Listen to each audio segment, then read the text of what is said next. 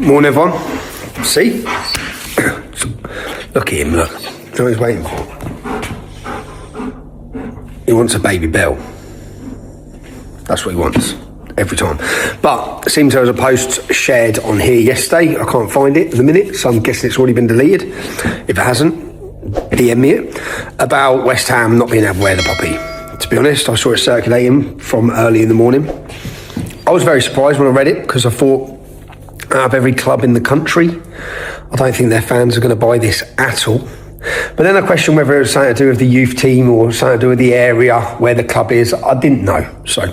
But obviously it was shared because I can see by people's comments it was shared and it was fake. So that's my apologies that it was shared. Have a good day, everyone. Do I look tired? I am tired. On the way to Poland, Dominic, here we come. Come on, it's Polish Independence Day tomorrow. It's a beautiful event. I went before, haven't been for over a decade. I want to go, I'm going to interview some politicians out there and enjoy Poland. British far-right figure Tommy Robinson has released a new clip responding to a viral social media post that circulated earlier this morning, one he now claims was fake. In a rare moment of partial contrition, Robinson said he was very surprised when he first saw the post and admitted it had been shared widely before he realized it wasn't genuine. The admission marks a small but notable shift for Robinson, who has long been accused of amplifying misinformation and inflammatory claims online. His acknowledgement that it was shared and it was fake suggests an attempt to get ahead of criticism that has followed several of his previous posts, particularly those targeting British football fan groups or immigrant communities. In the same clip, Robinson appears visibly exhausted but upbeat as he pivots from damage control to self-promotion. "Have a good day, everyone. I look tired. I'm tired. On the way to Poland, Dominic, here we come," he said, grinning. "It's Polish Independence Day tomorrow. It's a beautiful event. I haven't been for over a decade. I want to go. I'm gonna interview some politicians out there and enjoy Poland." The mention of Dominic appears to refer to his cameraman and longtime collaborator, suggesting the trip will double as both a political field visit and media content opportunity. Polish Independence Day, celebrated on November 11th, often features large nationalist demonstrations in Warsaw, events that have drawn international scrutiny for their links to far-right and ultranationalist groups. Robinson's announcement hints at a familiar pattern, inserting himself into major nationalist or populist events abroad, often under the banner of independent journalism.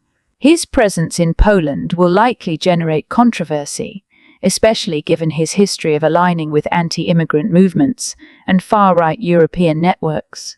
Whether the visit yields genuine interviews with politicians, as he promises, or simply becomes another vehicle for culture war content remains to be seen, but the combination of a public apology for spreading fake news and a return to a high-profile nationalist event underscores Robinson's enduring and polarizing role in the far-right media ecosystem.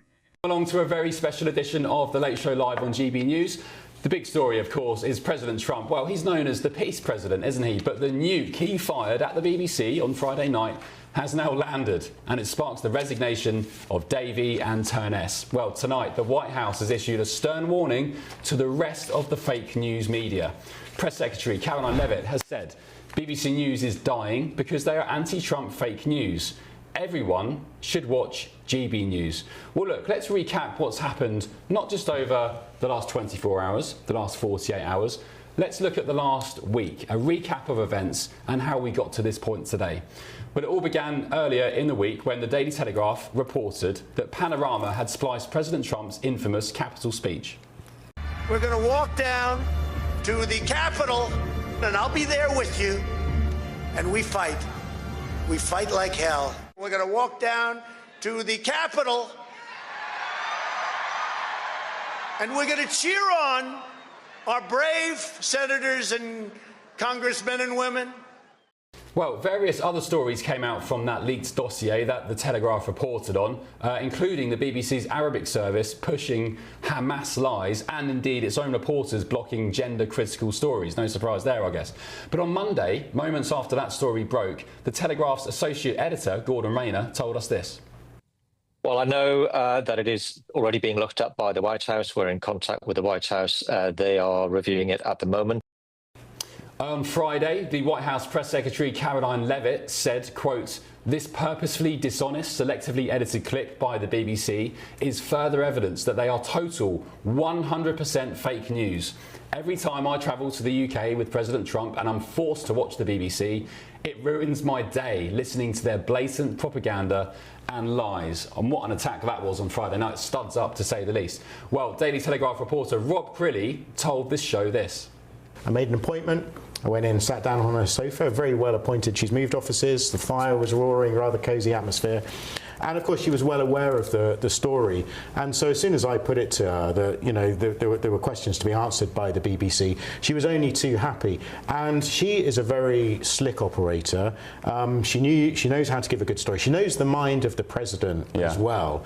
And she delivered, you read the quote there, I think she delivered a real sign of the fury of the White House in her response. And it was rather amusing. Have the BBC been in and around the White House this week since the Panorama story dropped? And I mean, who's the is it Cassie Kay? They have a whole slate of reporters. I mean, you also have Gary O'Donoghue, the reporter who got the interview with Trump actually earlier this year. How have they been this week? He was at the White House today, I noticed. I don't know if he was in for a meeting, for a dressing down, or quite what. Now, they come and go and do their reporting. They're part of the press pool. They may, for all I know, one of their radio correspondents may have been on Air Force One this evening. I suspect that would have been rather frosty. So I guess maybe from that we could assume perhaps that the White House hauled in some BBC reporters for a stern telling off, a bit of a rollicking. Well, pressure mounted as the week went on, with it being revealed that this weekend the BBC would apologise for its coverage to the government, as Samir Shah, the BBC chairman, was due to appear in front of the Culture Select Committee later on Monday.